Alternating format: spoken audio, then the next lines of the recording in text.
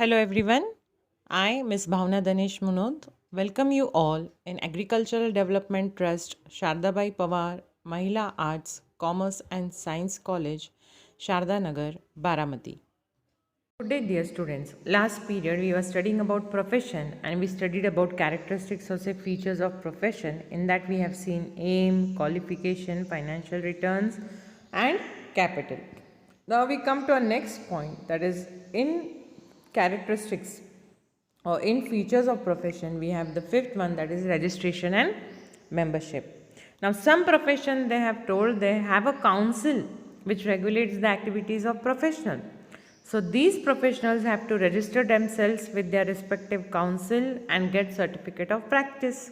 So example, Bar Council of India is there for lawyers, ICAI for chartered accountant, Indian Medical Association we have for doctors, and the code of conduct mentioned by their respective councils must be strictly followed by every professional degree. So every practicing professional has to acquire membership from the respective council. Now see children, whenever you are going to have a professional degree, your registration is compulsory.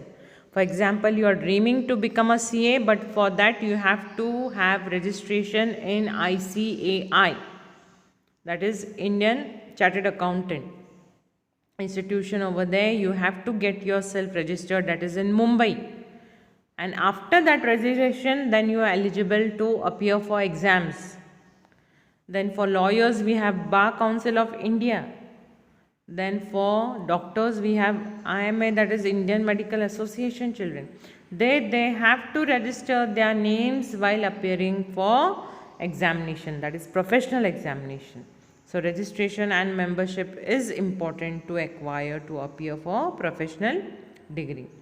Then the sixth feature regarding professional degree is regarding non-transferability children. Yes, professional degrees cannot be transferred from one person to another. Now for example, simple example I will tell you. Now say suppose I am a teacher. So it is not, I can not transfer my teacher's degree to my son or daughter. No, according to their capability, their skills they will learn and they will have a degree professional of their own. It's not that if I am a teacher, my son will also be a teacher. So non-transferability means we cannot transfer in other names like property. For example, property, say I have a 1 acre land, that I can transfer. My property I can transfer in my son's name. But I cannot transfer professional degree to my son's name, children. A simple example I gave you, that is called as non-transferability. So profession cannot be transferred to another person on the will of professional. Example, a doctor cannot transfer his medical practice to his son or daughter who has not completed concerned medical education. Then the seventh one is nature of work. Now professional charge fees in exchange of expert services. For example, an architect will design the layout of office for fees. So professional will charge fees according to the nature of work. Now architect design will be for the layout of the office for fees will be different. A doctor will charge different fees for different patient. According to the nature of work, they will charge the fees.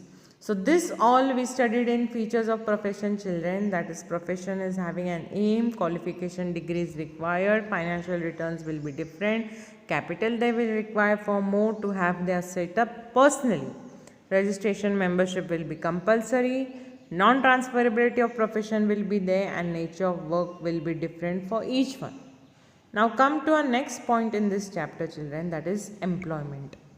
Now see, employment is an economic activity. So employment is an economic activity in which people work for others.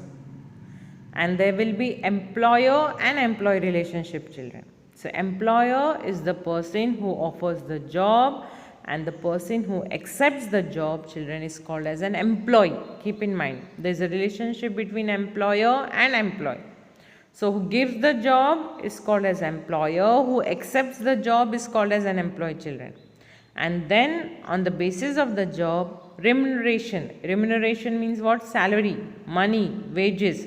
So remuneration and terms and conditions are agreed by both of them. Who both of them? Employer and employee. So it is an economic activity, means people are working for others. So what are the features of employment? We will see one by one. Now aim. The main aim of an employee, children, is to earn money for meeting needs of the employees and employees. See, we are working over here to meet both needs, the boss as well as our needs. For example, means I am working, so I will not only satisfy needs, my needs, but also I am working for my boss. Boss will satisfy his needs. We both are working together. So the main aim regarding is what? To earn money and to satisfy our needs, employers and employees. Then the next one is qualification. Now each job requires some qualification. So skilled or unskilled labor is required as per the nature of the job. For skilled jobs, some specific qualifications are required. Example, say job of nurse.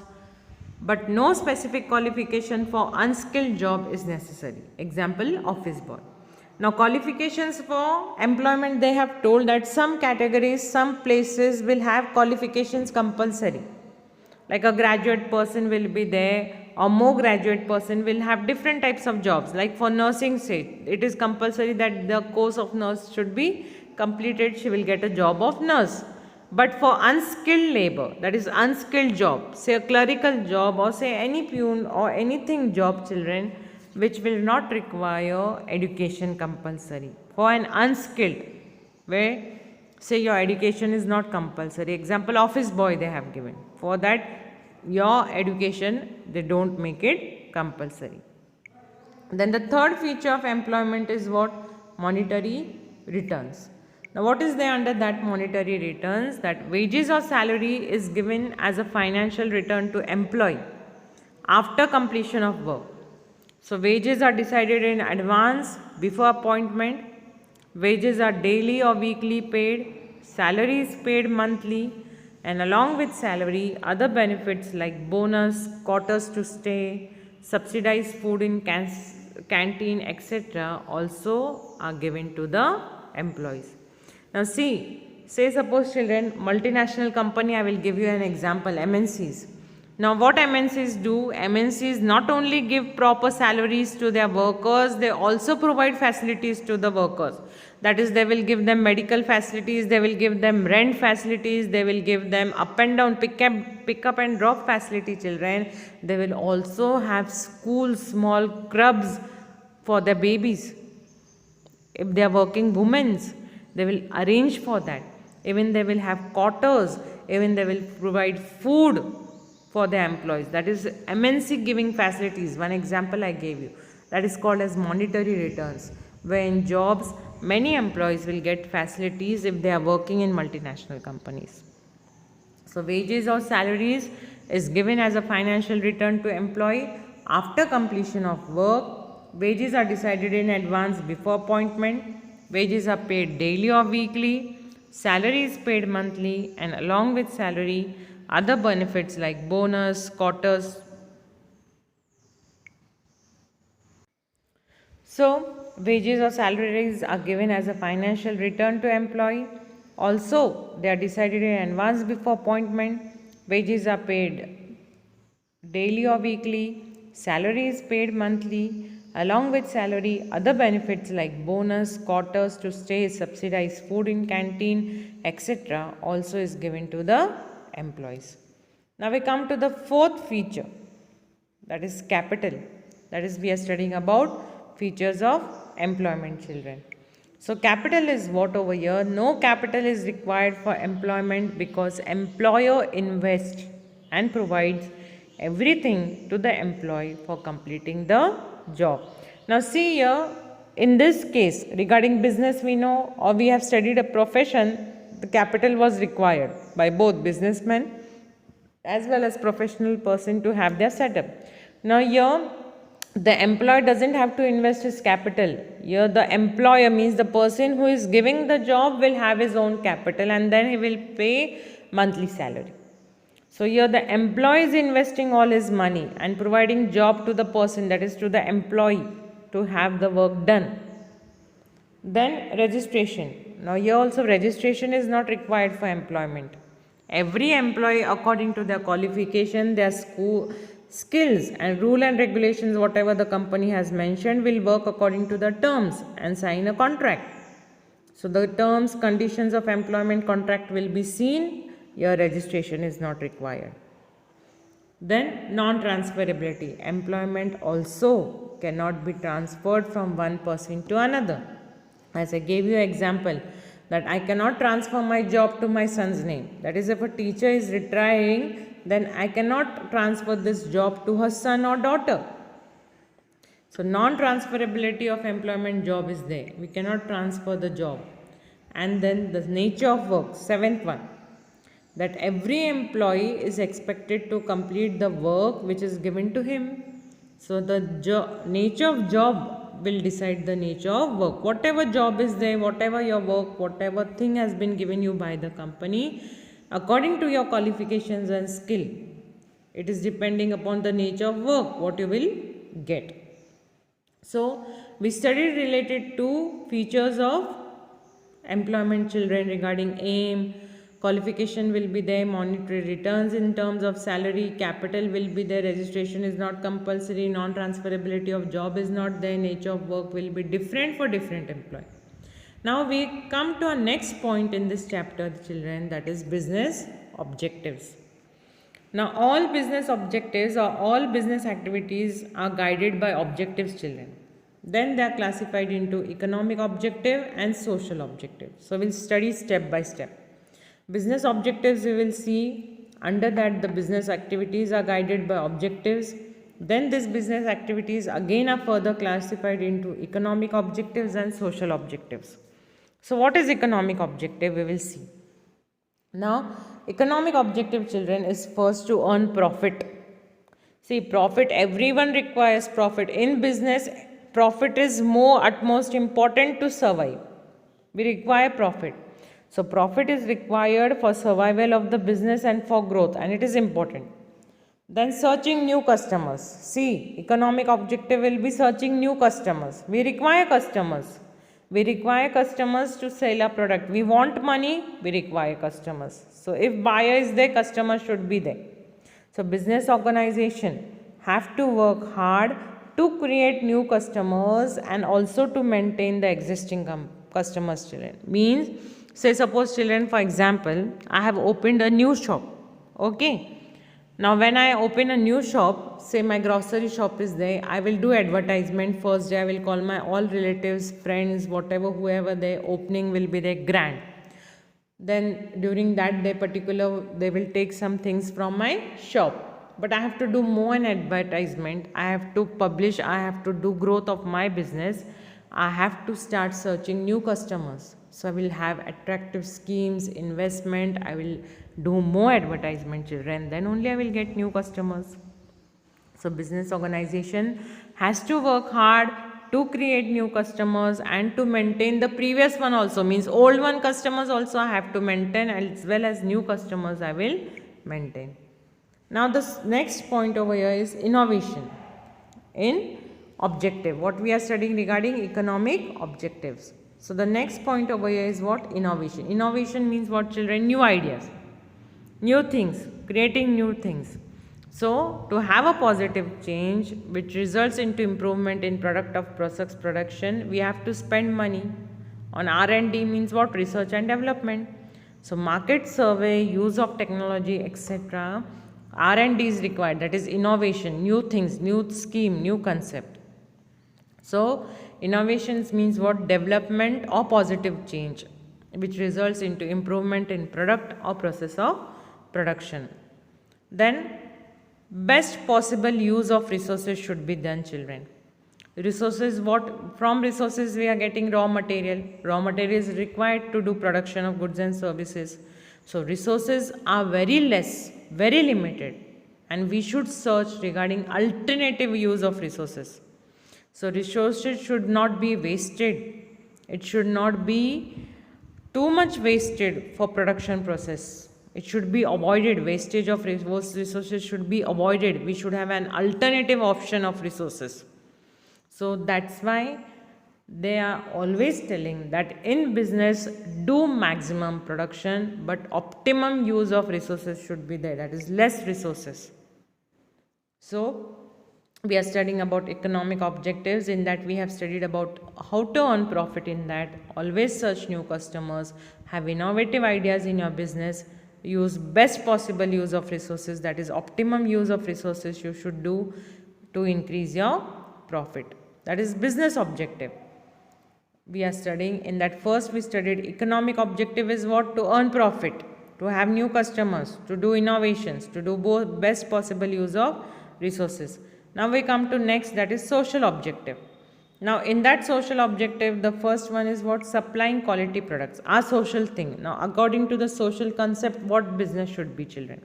So the first objective regarding social is supplying quality products.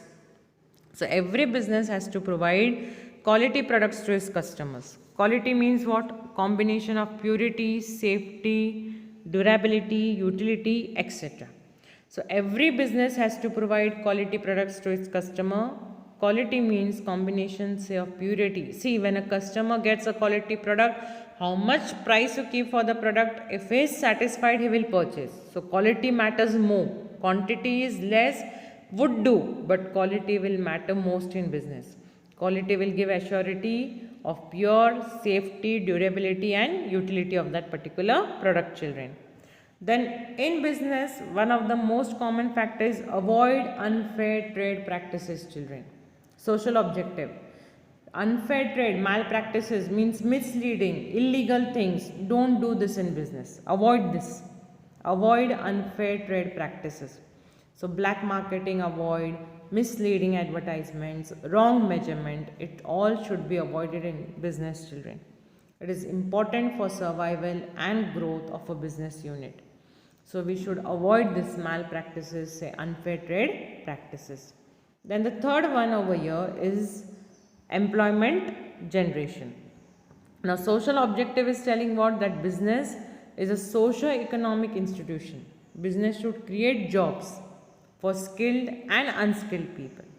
So it should provide employment opportunities to economically backward and Divyang persons, children. So the next social objective of business should be what? Providing employment, providing jobs to people. So employment generation should be created by business. Then the next point, children, over here in social objective is, in business we have to also look after welfare of employees. Welfare means what? Good thing, well-being of the employees. So skilled and unskilled workers are the part of the society. So if employees are properly taken care of, it brings welfare to the society. So this can be achieved by providing fair and regular remuneration, good working conditions, impartial personnel policies, offering incentives, etc. So welfare of employees will also be seen over here in social objectives. Skilled, unskilled workers, whoever they are part of the society. So if employees, any company takes care of their employees very properly, very nicely, every minute care of an employee is taken, children, the employee will not leave that particular company. They will not leave that institution. They will not leave that society. So this will be bringing welfare to that particular company, children. So this will be achieved when it will be providing fair, regular remuneration, good working conditions, impartial personnel policies, offering incentives, etc. So employment generation should be there, welfare of employees should be seen where? In social objectives.